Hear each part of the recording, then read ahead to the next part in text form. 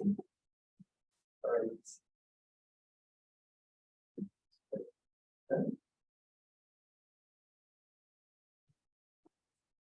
So, everyone, ladies and gentlemen, dear colleagues, very, very happy to be here this afternoon. First, I would like to thank Udice for the invitation and congratulate you for the quality of the event. I think what I've seen so far is really, really important and relevant for our matters.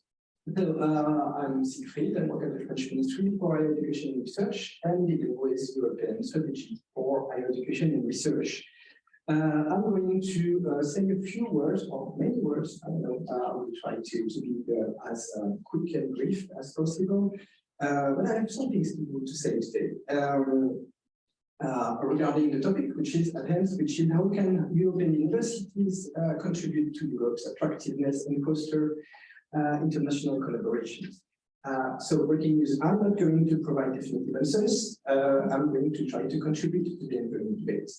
The French position on this subject is in the making, and we always need to have your feedback on this matter. We need data, we need facts, because the pilot phase is already ended, and now we need to know what has worked and what didn't work. We are, as I said, at a crucial moment. This is the end of the pilot phase, the moment to reflect on what has been achieved and think about what's next. Because what's next is the next programming period at European level, and this is 2027, but it comes quicker than this. It's making soon. The proposals by the Commission are expected by 2025, which means that this year and the next year are the crucial time when you think about the European elections to come. So ideas are now. Back to basics that you all already know about it. Sorbonne speech, UN Council conclusions end of 2017. Macron first, then all head of states called for first the strengthening of strategic partnerships between higher education institutions in Europe, HEIs, say it's many times, and second, among these strategic partnerships, the emergence of networks, which are called European universities, that will contribute to the international competitiveness of Europe. So where are we now? Everybody knows the figure, but for a reminder, here they come again. To date, we have 44 alliances gathering more than 300 HEIs, something like 350, I think. For France, these are 38 now. It has increased in 34 alliances.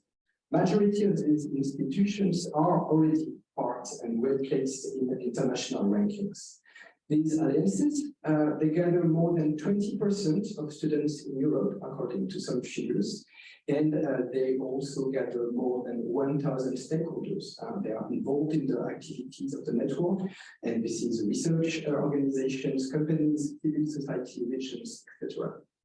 We are expecting, as we are speaking, the results of the 2023 call by the end of the month or the beginning of the next one. Then there will be another call launched by the European Commission, which will be maybe the last one of the season, I would say, of the period. The last call will be launched in autumn, targeting to found a bunch of new alliances, 12 to 13, and as you may know, is to reach the goal of 60 alliances next year. This will be 10% of all HEIs in Europe. What has been achieved so far? Difficult to say, but two facts for sure. First, something is really happening, and two, member states have noticed it. So first, the initiative keeps generating since the very beginning, but it's over the time that you can see that it's interesting or not, and it keeps generating a lot of interest in Europe and more beyond. First results that we have seen are really encouraging. I'm not going to say, but for example, over the last years, a lot of alliances have defined elements of joint governance structure, for example, rotating governance, rotating presidency, groups of vice presidents gathering all the time. Some have launched new joint interdisciplinary degrees, some others have set up credit recognition agreements to ease the mobility within the alliances. We have also heard about common structures in order to submit in common European projects and also to share infrastructure. And we've also witnessed some initiatives to launch joint partnerships with universities outside of Europe, such as, for instance, Africa. So it is clear that for us, alliances are much more than projects.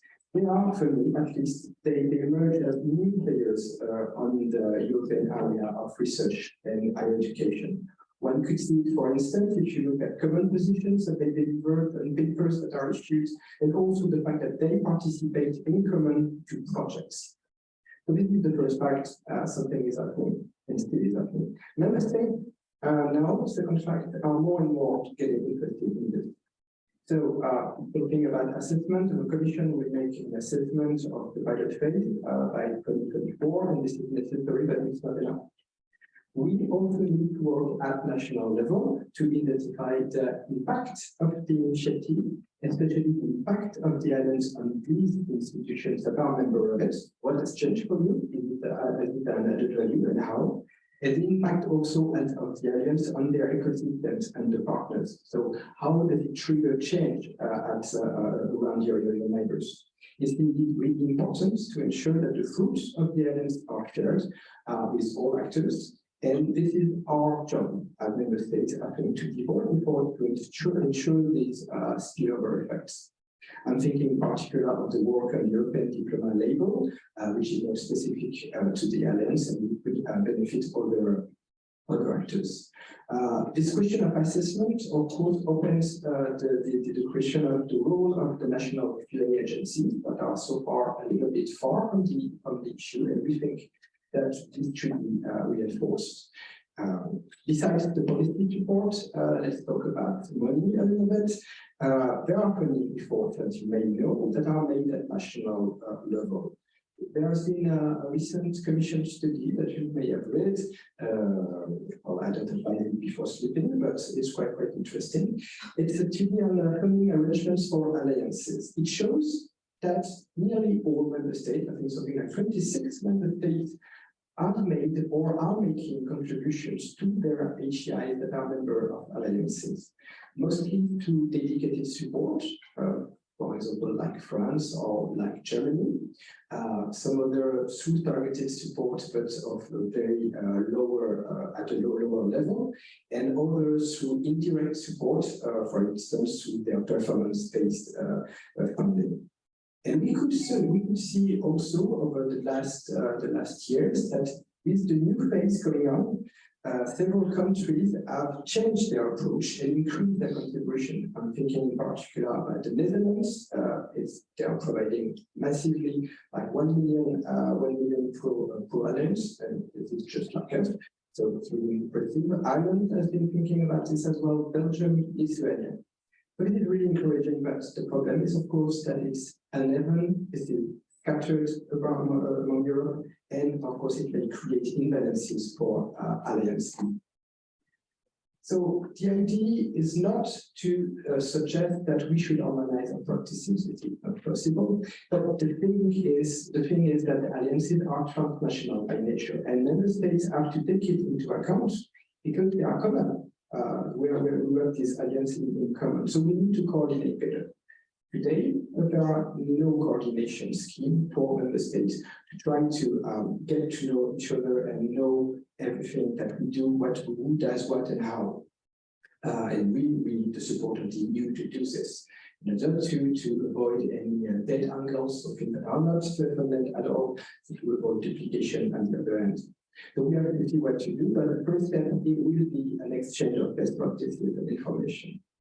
And what about research and innovation in this issue? As you may know, this initiative was not designed to have a strong RI dimension for different reasons, among them the fact that all HIs in Europe do not focus on research, but some others do, so there is a need. Existing support in Horizon Europe is existing, but far from enough.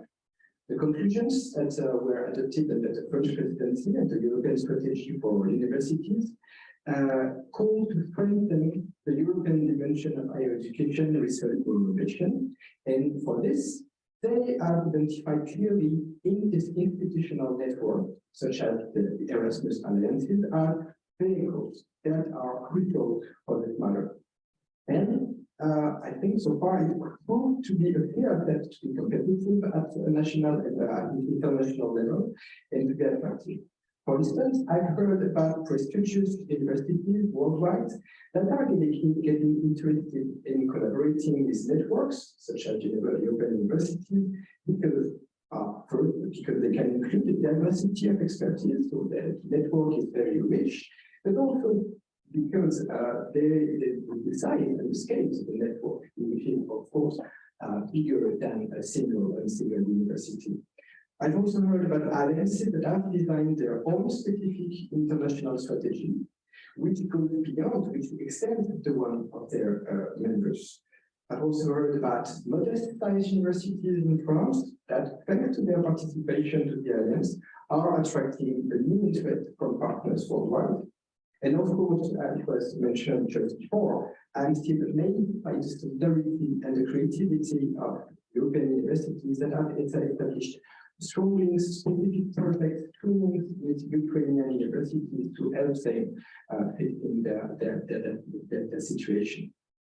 So there is an expressed and I think justified need for further support in favor of excellence and impact of the research and innovation that is being done in and through alliances of universities, and also in cooperation with all their partners, because it makes no sense that they only work together, but they have to, of course, to work with other organizations, private companies, and other stuff. To contribute to this goal, as you may know, the Commission is currently preparing a so-called European Excellence Initiative. So, first thing, excellence in this context refers to what is described also. It's always necessary to define the terms. So, excellence in this context is described in the Pact for European Research and Innovation from 2021. It means supporting research of the highest quality possible, being selective, and with the aim to achieve impact, social transformation, technological, economic impact. Regarding this European Excellence Initiative, just in a few words to say what it's not. So this is not about a replica of national excellence initiative at European level. This makes no sense. So this is not it. This is not also, I'm sorry if it's different, but this is not also about supporting only the European universities funded through Erasmus. This is about networks in general that want to be more research intensive. This is about, can we make the European university sector more research intensive through institutional cross-border cooperation to make them fully benefit from the common policies that are ongoing through the European research area? I'm thinking about more attractive research careers. I'm thinking about the renewal of the research assessment, the new approach also towards our third countries partners based on common values and principles, and also trigger more and better knowledge valorization. And for this, we have set a dedicated working group, which is composed of 17 member states engaged in this matter, and also working with higher education stakeholders. Our work has begun in March, and it's not over yet, but I'm going to give you the first clips of what we are working on. So first, why are we focusing on networks between institutions in Europe rather than on single entities? Because we think that it creates more critical mass for research, that it enables a mutualization of resources, that it can enable also to launch more costly projects. For example, if you think about investing in cutting-edge infrastructures together, and it can provide a long-term perspective for research teams if you compare to collaborative research grants. So basically, the European Excellence Initiative is a capacity and strategy-oriented approach composed of policy measures and also program actions. So it will target networks of university, as I said, to raise and, where applicable, to reward their excellence, to address synergies between education and research, and this is important as well, to enable a joint effort between the EU and member states, because so far, as I said, it's mainly the EU that is driving the car. The idea would be to test some or all of the envisaged measures and policy actions in the second half of Horizon Europe, So to begin in 2025, preparing the ground for the post-2027. The measures I'm talking about include, for instance, first, this idea of a policy partnership between member states, or this between funding agencies of member states, to enable them to exchange about their respective national excellence initiative and how we can connect them, how can we link them together with a view to prepare joint actions. This would also include policy support for member states or partners that are willing to launch national excellence initiative. Also at the level of alliances, the idea is to further supporting them when building and implementing joint strategies for research and innovation. So the idea is to go in further, like what was done during Horizon 2020, but also thinking about encouraging specifically alliances to submit research proposals. For instance, if you think about Pillar 2 or ERC Synergy grants, and giving them a top-up in order to incentivize them to do so. The idea post-2027 is to go towards networks of excellent research teams in alliances. Regarding synergy now, this is quite important to have this in mind as well. We would like to pilot some possible joint doctoral or graduate schools to enable to improve the young researchers' careers. We know that maybe our predecessor, the predecessor of Silvio Ottaio, Frédéric Vidal, was very keen of this idea of having a joint doctoral schools. So we know that all alliances do not aim to be research intensive, but we know that some do. We know that the mission mix differ from model to model. So the idea is not to go towards a one-size-fits-all approach, but rather a common framework that would enhance research networks of universities and would complement what is already being done in Erasmus+. So we want to fight against silos, of course. Ultimately, this is contributing to the future investment pathway that you may have heard about, another great idea, exposed, and that is expected post-2027. This is about its investment pathway, the way we understand it, trying to design a way that would help alliances implementing all of their missions in a holistic way through the alignment of national and European funding sources. But at this stage, it's mainly GEAT that is driving this, and we would like to complement it with the European Excellence Initiative on the research side. So in a few words, regarding now the ministry, what we are thinking about, because what I said before was the group. So it's just the group thinking and not the Commission or the member states. These are proposals that we want to do. Regarding the ministry, of course, as I said, we are expecting your views, your data, your facts, your advice on the next phase. And in any case, we are aiming at a European solution where, first, we want to move from a project-based approach to a multi-year program approach. And for this, we want to get a long-term holistic support to the missions of alliances, whatever it is, as long, of course, as it is ensuring excellence and impact. And the second thing on which we want to stress is that member states should play a key role together with the EU to challenge universities in that competitive process. Because at this stage, we need to move from this situation where the Commission is the only one doing it, and member states have also a role to play.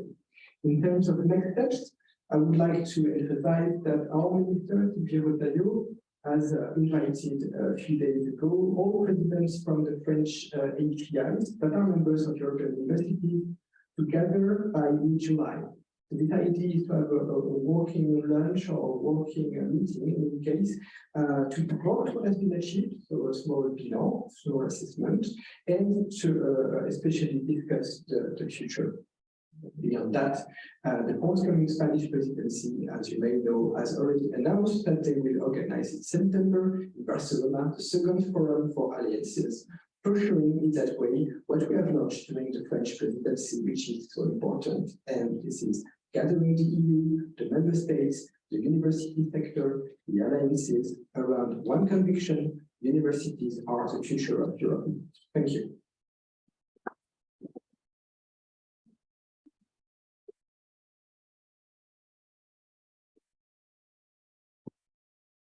Thank you for this talk.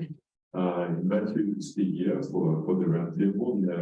I will invite right now Stéphane Ngoma, Gareth O'Neill, Iveta Kukina, and Senia Simenova to participate in this roundtable. And the moderator will be Philippe Knot from Marseille.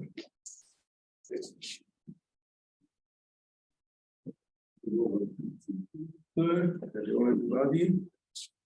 So, thank you, Leon, for the introduction. Two little points before starting.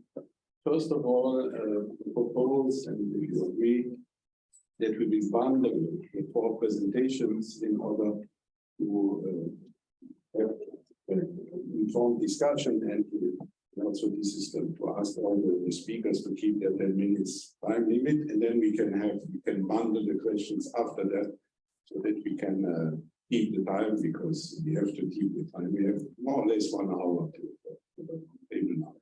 And the second point, what we discussed a little bit during the lunch, what we'd like to do, I don't know if we will succeed, but what we'd like to do is to go a little bit beyond general talk and also some wishful thinking about alliances, and really try to give some very concrete, very practical examples of what has been done in alliances that can maybe also inspire or give us all ideas what we can realize in our alliances. And especially in the topic, which is probably the most important for this audience, which is research and innovation. So if you agree, then I will introduce the first speaker, and I will keep the order which is in the program. So in the program, first speaker is Stéphane Ngoma from the Université Côte d'Azur. So a few words of introduction. So Stéphane is a professor of economic sciences, has been dean of this faculty, and he has been for quite some time vice president for strategy and development of UCR. And in this time, he was the director of the international strategy of the Initiative of Excellence of UCR. He then became counselor also of the French former Minister of Research and Higher Education, Frédéric Vidal. And since 2021, he's the vice president at UCR, responsible for the European Alliance resource. And so we thought it would be very interesting to see how the transformation of the UCR through the IDEX program could be continued at European level through this Ulysses Alliance. And so I think, Stéphane, you will have also, I think, for Nicola, you will have some slides, I think, to present. So if we can see the slides, and then I give you the floor, please. Well, thank you. Thank you. Do you hear me? Maybe we Yeah, just not this one. Well, thank you, Philippe. Thank you first for the organization to Udice, and especially to the International Affairs of Udice, and also to Sorbonne University to host the conference, and special warm greetings to our friends from Ukraine, of course. Very briefly, I only have 50 slides, but I'll throw out just 4 or 5. I've been asked as I've been said, to try to see the continuity between our Initiative of Excellence in Université Côte d'Azur and the Ulysses European Alliance. So just few words about the context. I think that the most important thing might be the most important thing, in fact, because of the IDEX, and also because of the European University Alliance. Attention was really put on the governance of the universities. And this is, at least in the French context, very important. This means that, for instance, at the international level affairs of the university, then the governance as an establishment had really to think about what is the strategy. And the strategy cannot be only the addition of the strategy of the labs or of the faculties. So this might be, in fact, the first important common characteristics between the IDEX and the European Alliance. In our case, UCA, at the very beginning, even for the IDEX, we had this in mind that we wanted to participate to contribute to overcoming the so-called European paradox, which is a very old thing, because 30 years old that we are saying that there is a European paradox. What is the European paradox? It is that we are the first continent on Earth to publish research papers, but if you try to link this with added value and economic added value, then comparatively to others, we're not so good. And this is really a real problem, and it was a real problem during the 90s, and I feel that it is still a problem. So this is the fun thing. And the second thing is that during the 90s, we knew at the European level that something was emerging, a new industrial revolution, digital things, and so on. And now we know that there will be a next one. General purpose technologies will come with artificial intelligence, with quantum technologies, and so on. And what happened in the last 30 years, European countries were not able to make emerging firms in the GAFAM. If you take the GAFAM, there is only US firms, no European ones. So maybe we would like not to lose the next one. And if we do not want to lose the next step, then we have to think about the organization in order to make our research, or some of our research, more impactful and more added value from the economic and socio-economic perspective. So, in fact, this is what was at the heart of the IDEX in Université Côte d'Azur, and it is what is at the heart of Udice. How to do this? In fact, it is a very simple ideas. The problem is not the ideas, the problem is the implementation of the ideas. And so the thing is that we have to look at the alignment of different levels. So the first level, of course, is just to watch what is your own territory. I mean, what is just here? Of course, Paris is very large, but if you are in Nice, I mean, it's not so large. So you know everyone, you know that Sophia Antipolis is here, which is the first techno park in Europe. So look at just your feet and discuss with all the stakeholders of this, public authorities, of course, enterprises. Then look at the regional level. Then look at the national level, then look at the European level, and see what the politics are saying, and try just to identify, but in all these, what can I do? What should I align in order to try to give an answer? And the answer we gave in the IDEX, and next slide. Next slide. The answer we gave at the IDEX was to create institutes which were really located in our proximity, and that answered what the territory has told us. So this is why we launched many different research and innovation institutes. And this is what we launched. We tried to launch one, this is important, aging and well-being innovation hub, one artificial intelligence, and we had one of the three artificial intelligence in France, one institute for sustainable development, one in Cannes, because Cannes is Cannes, and so we launched one storytelling institute, and one in Grasse, because Grasse is very well known for perfume. Then we launched an institute there. When we say that we are launching something, this is square meters. This is researchers. This is strategy. I mean, strategy does not mean just ideas. It means where you put money, and where you put money, and where you put square meters, and what you put human resources.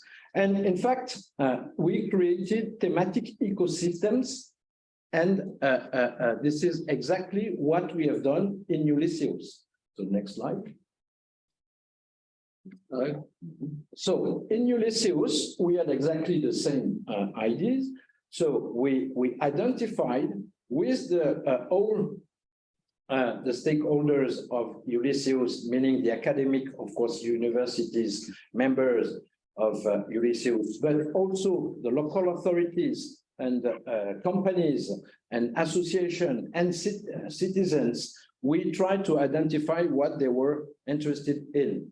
And this is why we put thematic challenge, and this is territorial and or societal challenge. And then we try to organize the ecosystem just to try to answer to this kind of thematics.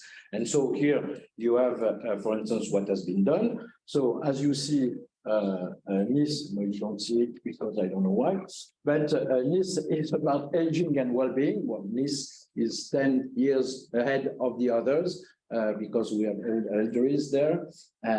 So this is a real problem, but you just have to wait 10 years and you will be like us, meaning that Europe really is facing, as in other countries in the world, Europe will face a real problem with aging. And since my age, I would like to also to age, of course, but in well-being if possible. So, for instance, in Sevilla, they chose transport and mobility for smart cities, and I will not. You just check on the map what has been done. So next slide, I think. And we call this innovation hubs. So one innovation hub in each member is the gathering of several activities. And the first activity is living labs. Living labs, I will not enter, I think, what is a living lab, but it is a place, physical place, where you can interact a lot between researchers, but also stakeholders as public authorities and also enterprises and also citizens. For instance, in our case, in this for aging, we have cities, we are on aging, so of course health, and we have a patient association and a doctor as a medic association and researcher in biology, but also in computer sciences, artificial intelligence, and they can come in our building that is a building from our Nice metropole. And we try so to, and we put this, of course, in network with all the other members of the alliance. And the other activities, and I will stop there. The other activities of the one slide up. The other activities is, of course, to have a joint research at the European level, trying to get some European Horizon Europe projects, and also learning, of course, labs, incubators, very important. Now we have 7, for instance, we have 7 startups within this innovation hub in Nice, and of course, data warehouse in each innovation hub, which is, of course, aligned with the thematic. This is exactly the same idea, and this is really the last slide. Next one. This is exactly the idea that we also have with our international partners.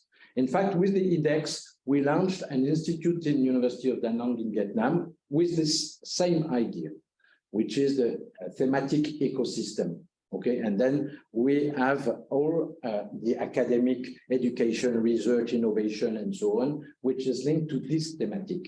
And now we have done this in 2016 with the IDEX, and we will sign tomorrow. All Udice partners will sign with University of Da Nang, and University of Da Nang will become the first branch of Udice in Asia. Thank you. Okay, merci beaucoup, Stéphane, for your presentation. So second speaker is online, Gareth O'Neill. Let me introduce shortly Gareth. So he's a principal consultant in open science at the Technopolis Group in Belgium.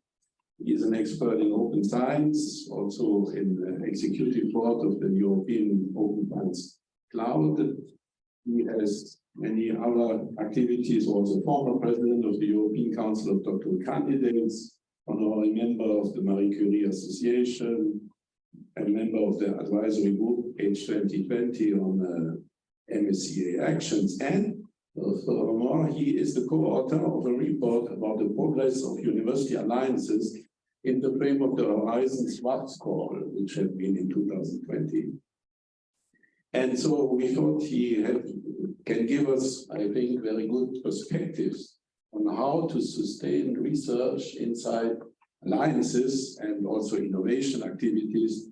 So please, Gareth, if you can give us your vision of research and innovation in the European alliances. I hope you can hear us.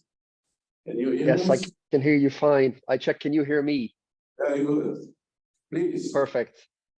So good afternoon to everybody. Sorry I can't be there with you all in Paris.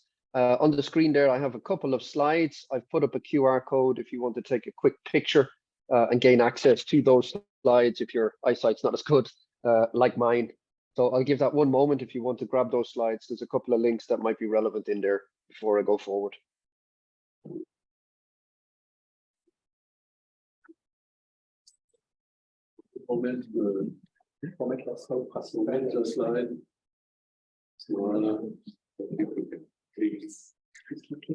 Okay, and I will go forward now. So for those of you who still want to take a picture, now is the time. Okay.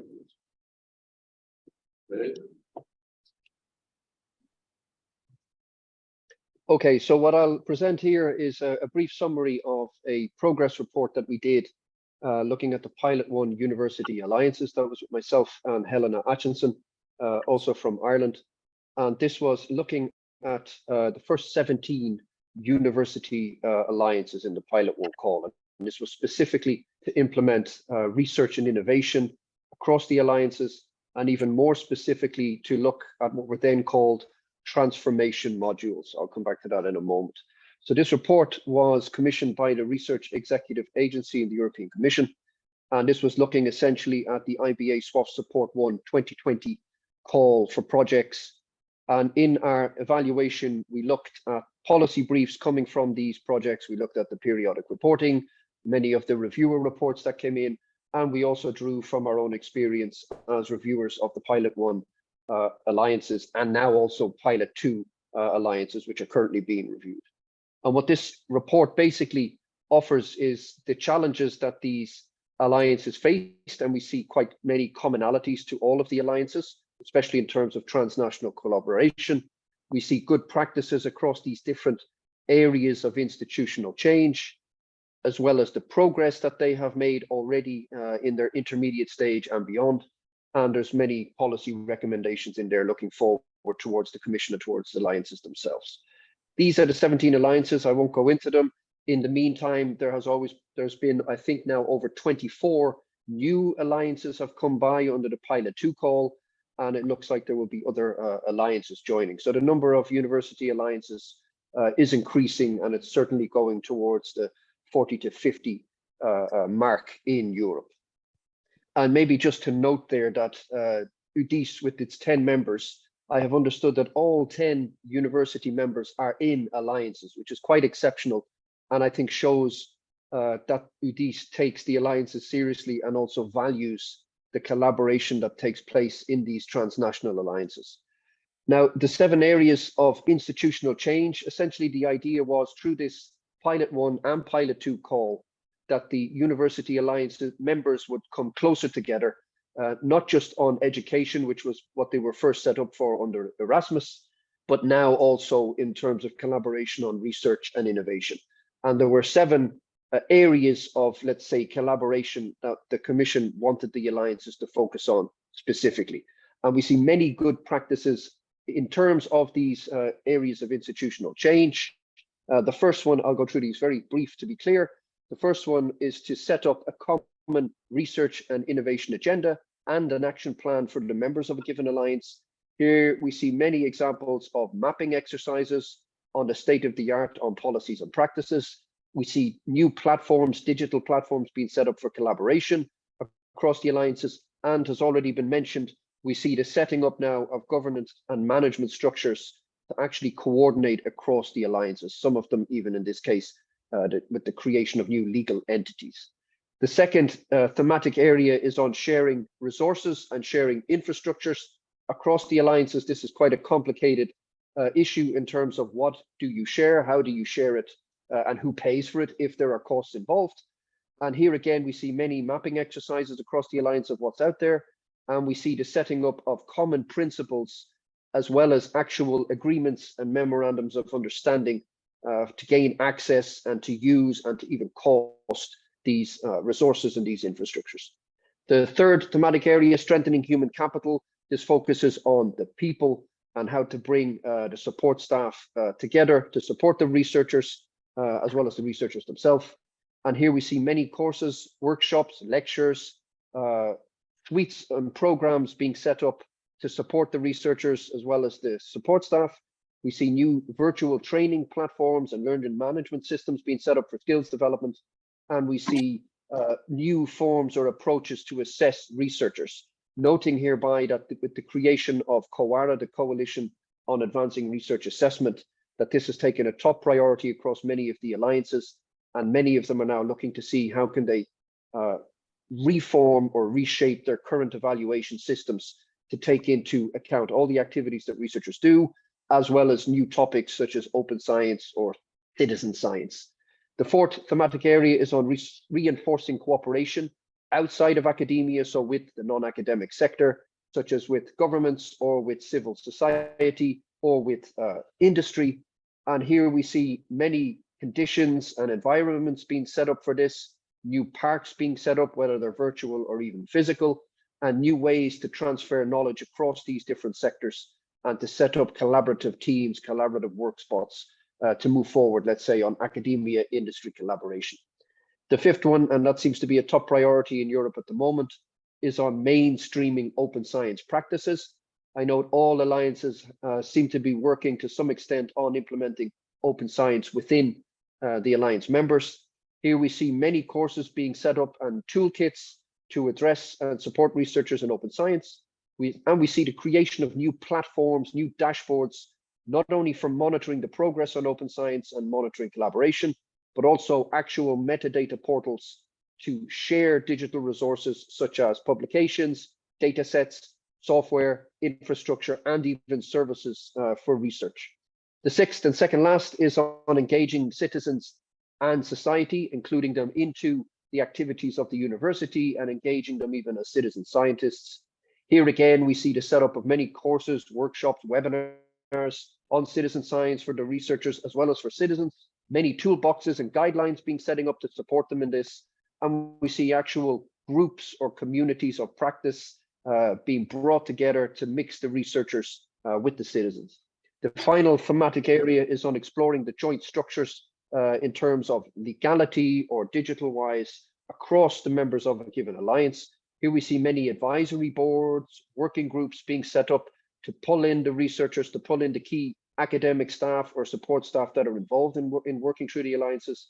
And we've seen the setup of common legal grants, innovation, even communication offices And as I said a bit earlier, we even see now the setting up of legal structures to coordinate the members of a given alliance. So the setting up of new legal entities, such as a non-profit organization based sometimes in Brussels, to support and coordinate across the members. So I think the key point here is that with the university alliances, with the 7 areas of transformation, we have very specific thematic areas for collaboration across the members of the alliance, and then looking at specifically Udice, where I said all 10 universities are actually in alliances. I think there's a couple of points that we could take to the panel discussion. Number 1 is, should the Udice members, given that they're all in all of these different alliances, should there be alignment across the members looking towards these university alliances? So Udice has a specific interest, let's say, as French universities, specific common goals that they would like to achieve, especially when they're lobbying towards key stakeholders. But they also have this other hat where they are in alliances with other institutions from different countries, which also want to promote their interests, which also want to promote their own activities. So to what extent should there be alignment across the Udice members in respect to the alliances? Also looking forward in time towards the coming of new calls to further strengthen the education and research and innovation activities of these alliances. A second point is on if there should be a prioritization for Udice members of the areas of institutional change. Should the individual members be left to focus on their specific priorities within the alliances, or stepping back and stepping up? Should Udice look at some of these areas of institutional change and perhaps select, prioritize, and promote some of them? An example, for instance, could be open science or could be citizen science. And the last 2 points are really on about attracting talent, attracting researchers to Udice members. The alliances could be used in this case to bring in researchers who want to collaborate across these different alliances, and by extension, thus across the Udice network. And the final point then is on external engagement. So engagement of Udice members through their own specific alliances with other actors, other universities, or even looking beyond Europe, other, for instance, associations of universities. So I'll stop there and we can take this forward into the discussion. And if you have these slides, you can find a link to the progress report at the very end there. Thank you.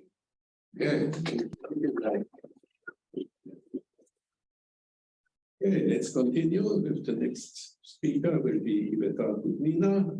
She is the Development Vice Rector at Vidzeme University of Applied Science in Latvia. I hope I pronounced the Vidzeme right. And she is also the main coordinator of the European Alliance Udice. Also here, I'm not sure if this is pronounced rightly, at this university. So you have been also for many positions, administrative vice rector for quite some years, head of the academic and international relations.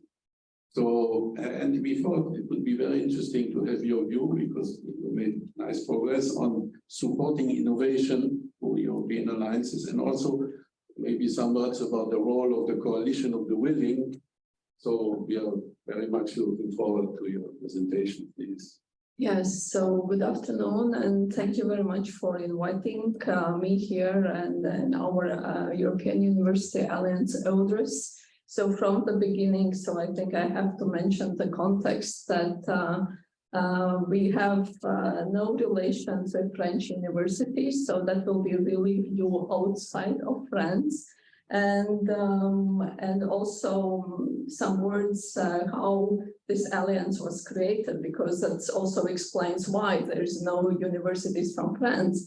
So at the beginning, there was a vision that small countries, small regions, and small universities should come together to discuss their challenges and propose the solutions. So we completely respect and acknowledge that big countries and big cities also have challenges, but they have different challenges, and that's was the starting point. And actually this alliance was created with the partners, which largest part of them, we didn't know each other before, but we had this joint challenge and joint situation. So that's why France is not there, because France, of course, is a big country.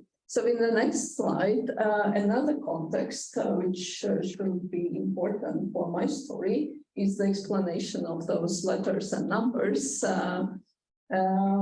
Yes, so E multiplied by 3 represents the importance of engaged entrepreneurial European university, and S multiplied by 2 means 4 smart and sustainable regions. And I would compare this really like to the idea of development of higher education in general. So it's like walking step by step, and you have to pay attention to each step. So as much as you invest in higher education in university, as much as you care for excellence in our institutions, as much you have to invest and connect with the region and bring the results to the region and make them as strong as you can at that point of the time. And this is what's behind this alliance.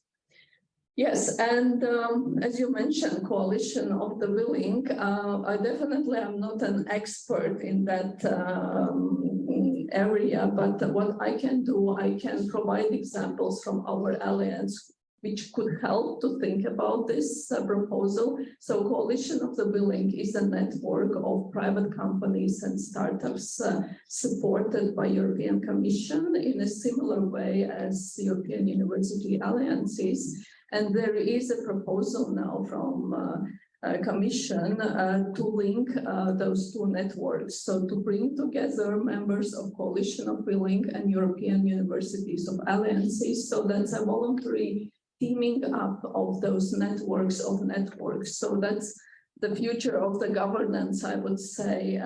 Yes, so how to manage networks of networks and how do you actually plan your strategy and how do you implement these things. And so in the next slides, what I can show from this alliance is the focus will be really on examples which could help in designing this kind of cooperation of the various networks. So that's the countries what we are here. So if we are successful with the second round, so we will continue with 9 countries, but let's move on to the next slide. And yes, so impact of universities and the question, what is future university? When we look for role models, where do we actually look at? Should we look at the USA and Silicon Valley and Ivory League? Are those the role models of the future universities? Or next slide, or another challenging question. So future universities, so are we now much different from the universities like some centuries ago? What, if we look around, what has changed in a way how we teach and how we work? And yes, and next slide. So is this the innovation ecosystem, what we want for Europe? Is it our future we would like to imagine? So what we propose in the next slide, to look at our European region and to look at this diversity, what we have, diversity of the culture, diversity of different regions. And the situation when in Europe there is much better social security, much better offer for different culture events and cultural heritage, and keep this in mind and try to imagine this future university starting from this point. So that would be our impact on smart and sustainable European regions. So where we see that then we are engaged in entrepreneurial university. So for the next slide, so that's the idea, to check and to test different new types of content, perspectives, methods, and organizations. And what we have counted like 9 cultures. So it should be inclusive, intense, interactive, innovative, inspiring, intersectoral, intercultural, international, and interdisciplinary, so mixing, first of all those different types and formats to find is the best fit for our future university. And next slide. These are forms. So if we think about innovations, where they can come from and where to look for examples. So these are the formats what we have tested. So as a colleague mentioned, we also have the idea of living labs. So we see it more as a format where every student participates during their studies. So that's like the entrance point to this Udice universe. Then understanding this type of working, so they can continue either to hackathons, which is a shorter form, or boot camps or residencies. And another thing is that there is a close link among studies, research, and innovations. So the topics what we have, in a simple form, they are picked by living labs. So then they want to have more creative solutions. So they continue with those topics in boot camps or hackathons, and for more advanced solutions. So then they go to research networks. And next slide. And using the power of this European University Alliance, so we have joined with University Industry Innovation Network, which is the company in the Netherlands, to work on the ideas for innovations and entrepreneurship for smart and sustainable regions. So that's was the way how to engage with external actors. So they have done a lot on advising our key innovation leaders, proposing the roadmaps, leading seminars and workshops, and evaluating what we do. So could you move to the next slide? So that's one example of key innovation leaders workshops. So when we really bring the leaders from all the institutions and ask them to prioritize and place the challenges for innovations in the complexity and importance. But next slide. And that's another way, yes, asking testimonials and having inspirational chats, again, sharing experience, what exactly works, what doesn't work, and learning from each other. So not focusing on what are the problems and challenges, why we can't do something, but really asking, so what went well and what we can do. And next slide. So that's the exercise with mapping our ecosystems. So that was also guided by University Industry Innovation Network to look at our national networks, and then to have this idea what you can expect and what you can find in our partner countries and how to use those networks. And if you can see the colors, so these are the topics of the networks. And if you move to the next slide, so that's where you can see those topics, what we have proposed for our University Alliance. So based on our expertise, so we have proposed 6 hubs. So each university is responsible for one hub and connecting with other universities. So that's a way, an example, so also for a coalition of willing how to connect with European universities and really use those broad range of European tools which are available to create the desirable future of what we want for our universities. So thank you. Sure. Okay, so let me introduce then the last speaker, Ksenia Smirnova from Taras Shevchenko National University of Kiev. So Ksenia is a professor in the Department of Comparative and European Law, and she is the Vice Rector for Education, especially International Affairs of the university. I wanted also to mention that you are head of the section on European Union law at the Jean Monnet Center of Excellence in Kiev, and you have been member of the Legal Reform Commission under the President of Ukraine in 2019. So we were thinking you could give us a little bit, maybe the vision of European alliances as an instrument for collaboration. I understood that your university will join an alliance. We have in Civis also another university in view. So the point of view also of the Ukrainian University of the European alliances will be certainly of interest to the audience, so please, if you can comment on that.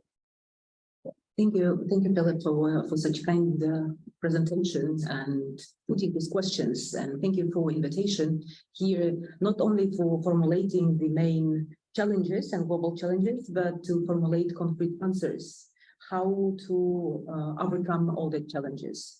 Speaking about the alliances, this is a very one of the hot topics in Ukraine now, and especially for our university. And I will share this experience with pleasure with you, because it could give, it gives a lot of answers on long-term perspective instead of middle-term perspectives.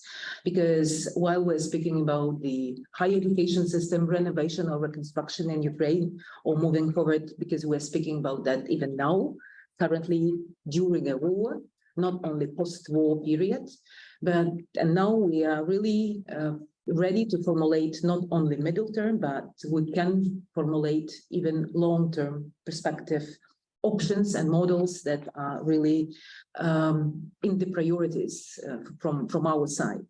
So let me see in the very general framework that during the last 25 years, Europe has successfully created this common area of European educational area with the Bologna process, with Erasmus projects, and so on.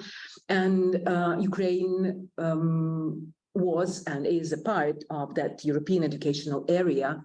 But then it was a very symbolic 2017 speech and initiative made personally by Macron on creating of the European Universities Initiative.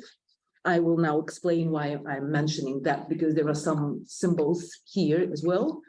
And this initiative then created this first pilot phase of the alliances. And for that type of projects that were in the very beginning, Ukraine was not eligible as a country and is not eligible in that projects. And for us, these type of activities or as a form of internationalization of higher education was a little bit apart of all that processes that were held in Ukraine. Then, as we received, as we know, in January 2022, it was a special new strategy of European Commission that was stressed that European Universities Initiative and alliances is one of the top priorities within the strategy of the European Commission. And then the invasion, and then the invasion that shocked the world, that transformed our life into before and after. And there were a lot of new types of decision-making procedures, strategies, and so on, because this was not only shock, but this was the step of being more mature and more resilient in that period of time. And we received a lot of letters, we provided a lot of negotiations and discussions with more than 20 alliances. And we discussed a lot of issues, how to support, how to live afterwards and how to live together. So that's why from our side is a very deep gratitude that that all that support that we really felt, and we're feeling it now, that really makes Ukraine more stronger. So then, after that very wide range of negotiations that were provided by our university and on behalf of the Ukrainians Rectors Conference as well, then it was also very symbolic that in the end of June, we prepared, and it was finally announced in Versailles, in European campus, under the end of the French presidency, the joint statement on behalf of Ukrainian universities and alliances on the new type of twinning initiative that was launched there. The initiative is based on coming together, on coming more closer to each other as universities and alliances express I think it's shut down, I think. Thank you. This statement was to show to express the full solidarity with Ukrainian universities and to find the solutions for future. So this was a real pure bottom-up initiative from universities and alliances. There are some other symbolism here because we really, it would be left in the memories, of course, but due to, and we're grateful for University of Strasbourg, by the way, on putting this initiative on the more higher level. And that's why this French presidency last year was really very symbolic for Ukraine. What was the goal of that statement and what was the goal of that initiative that we started? It's very simple, to make available of our resources as European integrated networks of alliances based on our institutions or at the level of our joint resources and expertise, and to share that to one of or more Ukrainian universities in order to answer that challenges within the educational, research, strategical needs, explore networking opportunities, and so on. So this is the aim of European coordinated action. We announced this information within the National Erasmus Office, and we started this initiative for all Ukrainian universities and for different alliances. Then we explore the new possibilities because in July, our university joined the alliances, and now we are exploring this, discovering new ways of more closer collaboration. And we really found our mutual values that we should reach and we should support well-being. So that's why we joined as a de facto partner. De jure, it's another side of the coin. De facto partner with EUNIWEL as a alliance that is the core element, well-being. From the de jure point of view, of course, we have a lot of friends and a lot of connections as a leading university, as a big university with different other partners from different universities. So that's why we can use such de jure possibilities of associated partnership as we heard today with Elisa now, we are in the process of formulating this in a mutual letter that it is not the contradiction with the partnership with the EUNIWEL. So we are really sharing this, our new possibilities as I said, as the de facto partner. Moreover, as I'm aware, now there are 7 universities in Ukraine that they are now in the process of connecting with alliances, with different ones.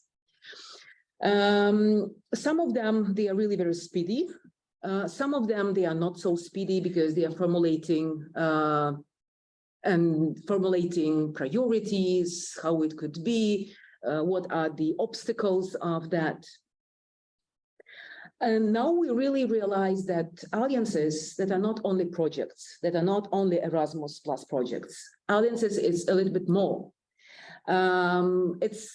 It's the family, it's the real close range of most close partners as a strategic partners. Recently in our university, we revised and adopted the new strategy of internationalization, especially due to the wartime, and we specified one of the key priorities of internationalization of our university as to be partner of EUNIWEL and to be the part of the alliances. And recently we heard a very strong statement within celebrating the Europe Day in the year of the war. It's quite new for us and the whole world. We heard the very strong statements that was pronounced by the President of Ukraine, while he had a speech to the all partners of our alliance and to all the student community and academic community, that higher education is one of the key priorities of the further reconstruction and renovation. So speaking about the reconstruction, and as I stated as well, this is a long-term perspective for us. Of course, the main priority that we are focusing now, this is the opening of financial opportunities for Ukrainian universities who joined alliances. And it would be really fair and non-discrimination manner to open these financial opportunities for us. And this is one of the instrument and tool that could be aimed at practical steps on reconstruction. And it really could open possibilities for the full, fair, reciprocal activities, both from Ukrainian University and Alliance. Now, I'm also aware that, for example, Polish government also opened now the special program for the short-term perspective only for this year to connect Ukrainian universities with alliances. It was opened by NAVA, by National Agency of Academic Exchange. And this is also one of the bridges that are now creating by Ukrainian universities and alliances. So together with the twinning initiative that we started. What practical consequences and positive feedback that could be forecasted for the long-term perspective? Instead of enrollment, double programs and joint curricula for Ukrainian university and partners university, because this is the way how to overcome brain drain. Of course, this is the sharing new perspectives of so-called European degree or something like that. This is a new possibilities for more active and active contribution within the micro-credentials system that is also one of the priorities. One of the key issue is joint research projects, because in the nearest decades, these transformed life that we can see now also leads to the transformation of the research area. Impact of the war in different fields, especially in ecology that we can see now, because the water, the air, all kind of contamination don't have borders. So it's really very global challenge that we can see now, and it should be researched and analyzed by the scholars. Economy, destruction of supply chains and migrational aspects, psychology, securing of mental health, and other lots of fields of science that should be analyzed, but it couldn't be analyzed without the prism of the Ukrainian case that we can see now. So this really gives us to create joint scientific research hubs together, and specifically this possibility of being more closer with alliances really could be one of the most effective long-term perspective way of rebuilding, reconstruction, and make it more stronger. Thank you.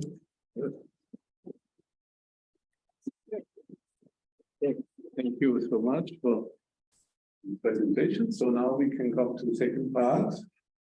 Questions by the audience? Are there some? Yeah. Thank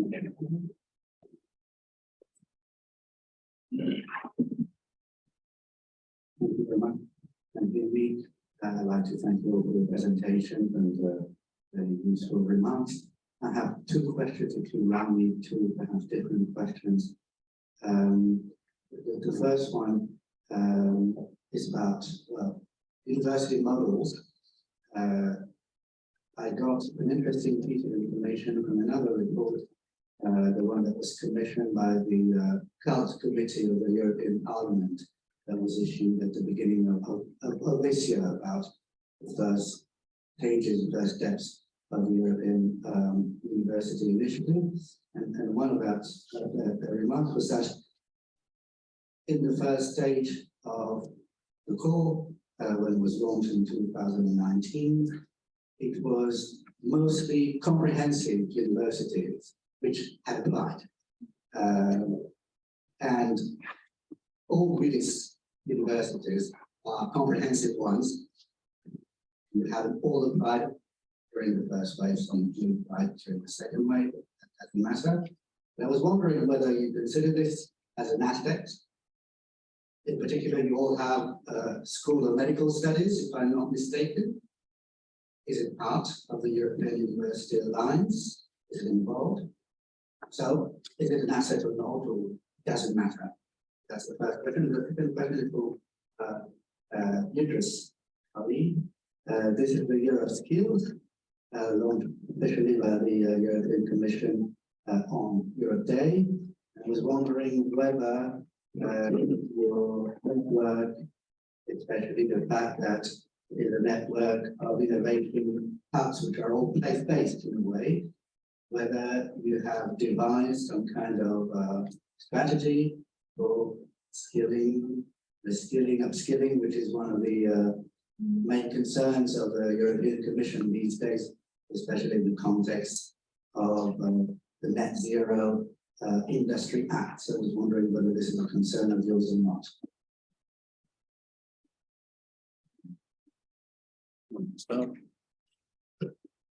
Who wants the first question? Maybe it was for Garrett, but maybe you can start in the second one. In the meantime, we can think about the first one. Yeah, I can start with the second question.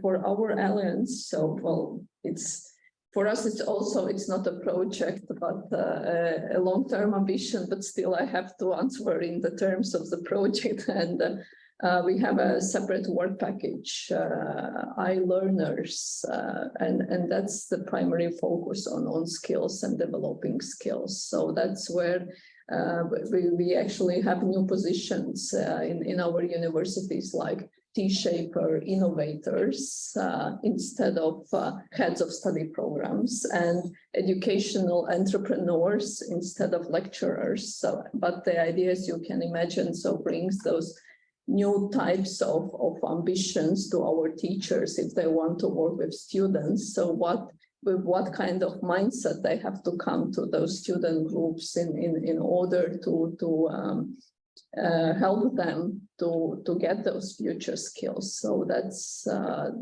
where we play around and what we test. And this another angle is our research missions. So one of the research mission is circular economy. So that's where then they pick up challenges related to climate issues and so on. We have two more missions. So one is human contribution to artificial intelligence and well-being and active aging. So then student groups, though, they have to choose what they focus depending on their interests. That's our experience. Maybe on the first question, Garrett, you want to maybe I think that you should take. You answer should that say one? Was it for you? Or it was for you? You can. No, just maybe to say my point of view on the first question. I know that there was a lot of discussions at the very beginning of what should be those European alliances, and some, of course, and particularly in France, wanted something maybe which was more like the IDEX, the French IDEX or the German one. Others did not want, and of course there was a lot of tensions, I think, at the European level, because if you only take the comprehensive research-intensive universities, then of course it is not a very integrative process, and the integrative process and the share of values is very important in this aspect. I think So from my perspective anyway, this is not the question. I mean, the question is what are the goals? What are the main goals? And the goals of one alliance might be not the same as another one. And so what? Diversity is very important. It is very important because if there is no diversity, then there is no evolution at all, at last. So I think that Europe must take care about diversity and not just choose one model and say, I will finance just one model, because this would be really, a real mess. But at the same time, of course, we need coherence. So, and the coherence from my point of view comes from the goals that you take and then the means that you put in order to reach the goals. And I think that very rapidly we could converge on the goals, even if there are many. But the problem is how do we reach them? And this is not only about money. This is about money, of course, but this is not only about money. This is about organization. This is about incentive schemes. And from my point of view, we're not very clear yet on this kind of question. But this is my opinion. If I may add, if I remember well, so because I was there the whole time since 2017. So there were in 2018, France hosted the conference on the European higher education area. And we had a talk with the new Director General from EAC back in the days. And so we had an interesting talk. If Macron, does Macron want some new Oxford, or do Macron want some small niche university? Because they were at this time considering the two models. And instantly we said we need at least, we need all of them. We need the university to test all the models that are possible. And that's true that in the first call, we had all the comprehensive universities applying. That's true. But in networks that were very, very diverse, if you look at the composition, some of them are really only comprehensive universities, but all of them, because it was in the call, to add specific different kinds of higher education institutions within one alliance. And this was quite respected, and this is really interesting with what you said, Stefan, because if you look at the alliance in which comprehensive universities are, they are all different. Really, they are all different. Some of them are thematic. If I take the example of Hugo, some of them are not. So it's not because it's comprehensive universities that they're all the same model. So no. Yeah, maybe if I can jump in there, agree with a lot of what's just been said, and specifically looking at the flexibility, I think is the word of the university alliances. So I absolutely do not think one size fits all in this case. And I think the strength of the approach that was taken in any case for the pilot calls from the Commission on Research and Innovation was to allow a lot of flexibility in terms of the composition of the alliances. So this is a group of like-minded universities who bring each other, who come together with the same, in principle, view or same topics or same principles. But then secondly, once that alliance has come together, for that alliance to start looking and testing out and trialing what works for them in terms of the 7 areas of transformation. So which of them do they prioritize? And in terms of how they decide to achieve this transnational collaboration. So I think the alliances in that respect are successful in terms of this flexibility. Of course, they will have their own priorities or their own strengths and weaknesses, but at least within the context of the alliance, they can zoom in on what they commonly agree, and they can provide access to their researchers, to their resources, to their staff across the alliance and collaborate externally. So I think the key word here is flexibility in terms of who's in the alliance and flexibility in terms of what they actually do and how they do it. Okay. Good, so I'm looking at my watch because I think we have to close at 5, right? So we have 10 minutes. So then if there is a last, maybe a very last question by Sandrine, and then we give the floor to Michel and again for the conclusions. Huh? Thank you very much for all these speeches. I use the opportunity actually to thank my colleagues from Sorbonne University and Udice for the organization of this day.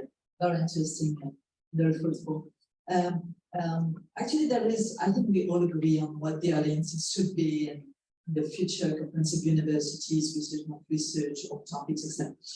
There is one thing that worries me, and I think Carl will understand what I'm talking about. I've been in a round table with a deputy of the European Parliament starting to say that they don't know much about our great results, and I'm pretty sure that all the alliances have super nice results, outcomes, key figures, whatever you call them. They are all going to be in our final reports. How far, maybe this is a question for you, how far you communicate to these nice people of the parliament about this final report, how far the different DGs, whatever they are going to do so? Because at the end, they will be the one deciding about the budget. I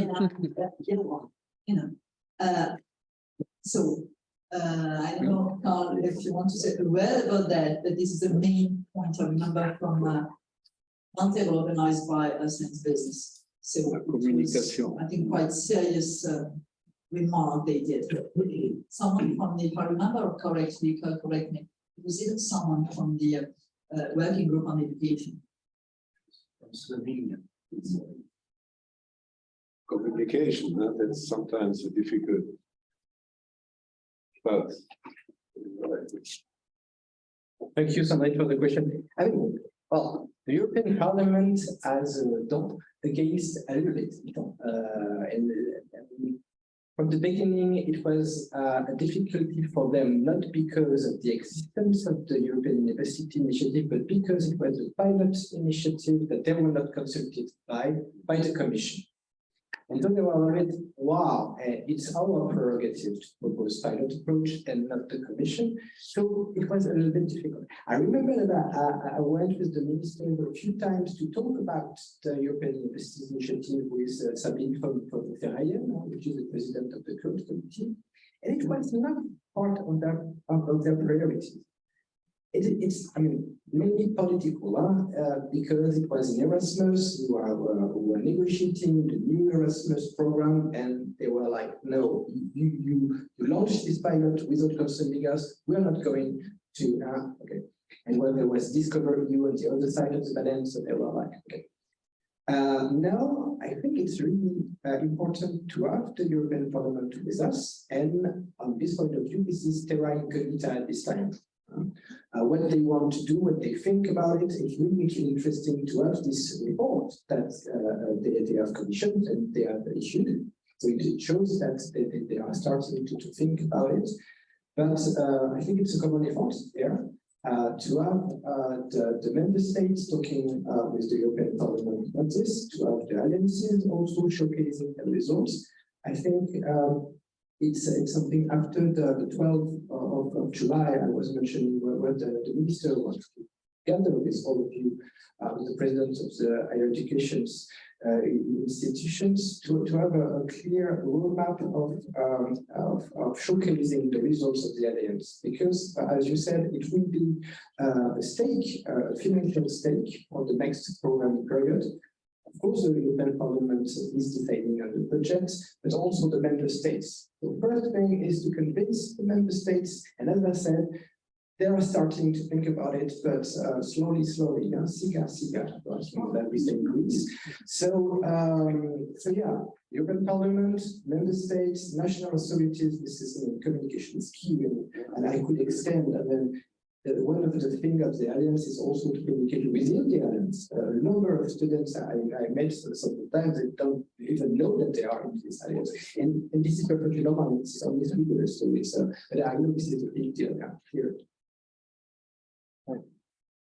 May I just add one? I think it's a very important issue because of what it tells, because of the spirit of it. And they just put few millions with huge ambitious goals, and they want results now. I mean, are they kidding? Really? I mean, are they kidding? I mean, the competitors, okay? It is the US, it is the Chinese. And do you think that they put just few millions like this with huge goals and then ask for, each euros that you spend, and if it is well spent on the good work package? I mean, I'm not sure that this spirit will lead us to the next revolution, industrial revolution, really.